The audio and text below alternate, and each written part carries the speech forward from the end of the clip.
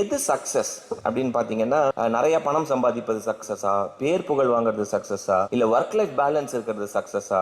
நான் நிறைய பேர் பார்த்திருக்கேன், தொழில பெரிய ஜாம்பவானா இருப்பாங்க, ஆனா personal life will be in a tragedy.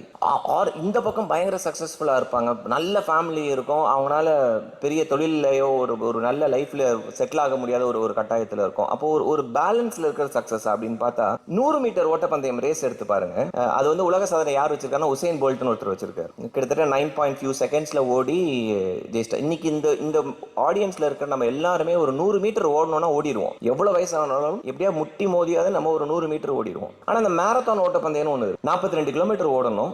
இப்போ நம்ம ஒரு ரேஸ் வச்சுப்போம், 42 கிலோமீட்டர் யாரெல்லாம் ஓட முடியும் அப்படின்னா அடிச்சு சொல்லலாம், இந்த ஹாலில் யாராவது 1-2 பேர் ஓடிட்டீங்கன்னா அது பெரிய விஷயமா இருக்கும். பட் ஒரு மேரத்தான் ஓட்டப்பந்தயத்தை நீங்க வீடியோ எடுத்து பாருங்க. அது நியூயார்க் மேரத்தானா இருக்கலாம், லண்டன் மேரத்தானா இருக்கலாம், இல்ல பாஸ்டன் மேரத்தானா இருக்கலாம், நம்ம ஊர்ல நடக்கிற சென்னை மேரத்தானா கூட எடுத்துட்டீங்கன்னா பலதரப்பட்ட பேர் ஓடுவாங்க. கை கால் இல்லாதவங்க வீல் சேர்ல வந்து உட்கார்ந்துருக்காங்க. அவங்களுக்கு நல்லா தெரியும் 42 கிலோமீட்டர் ஓட முடியாது, அவர் வீல் சேர்ல தள்ளிட்டு போக முடியாது. அப்ப அவங்களுக்கு என்ன சக்சஸ்? அவங்களுடைய சக்சஸ் என்னன்னா, எனக்கு கை இல்ல கால் இல்ல, இதுல பார்ட்டிசிபேட் பண்றோம் பாத்தியா, அதுவே பெரிய சக்சஸ்ன்றாங்க. ஒரு ப்ரொஃபஷனல் அத்லீட்டுக்கு கடுமையா பிராக்டிஸ், அவரோட பொழப்பே ரன்னிங் தான். இப்போ அவரை பொறுத்த வரைக்கும் ஓடி முடிக்கிறதெல்லாம் சக்சஸ் கிடையாது, கோல்ட் மெடல் அடிச்சாதான் சக்சஸ். அப்ப சக்சஸ்ன்றது நம்ம என்ன டிஃபைன் பண்றோம்னா, நம்ம டிஃபைன் பண்றதா சக்சஸ். அதை தான் நம்ம யங்ஸ்டர்ஸ்க்கு நம்ம சொல்லிக் கொடுக்கணும், அதை தான் நம்ம இருக்க மிடில் ஏஜ் பேரண்ட்ஸ் சொல்லிக் கொடுக்கணும். ஆனா இன்னைக்கு நம்ம பல பேர் நம்ம வாழ்க்கையை பக்கத்து வீட்டு அங்கிளுக்காகவும் ஆன்டிக்காகவும் தான் வாழ்ந்துகிட்டு இருக்கிறோம், நமக்காக கிடையாது. கோர்ஸ் எடுத்துக்கோங்க, இன்னைக்கு தமிழ்நாட்டில் ஒரு குழந்தை பிறக்குதுன்னு வச்சுக்கோங்க, அது பிறக்கும் போதே முத்திரை குத்திடுவாங்க, நீ என்ன ஆகணும்னு. ஒன்னு இன்ஜினியர் ஆகணும், இன்னொன்னு டாக்டர் ஆகணும். இதுல என்ன பிரச்சனைனா, நம்ம பக்கத்து வீட்டு ஆன்டி இருக்காங்கல்ல,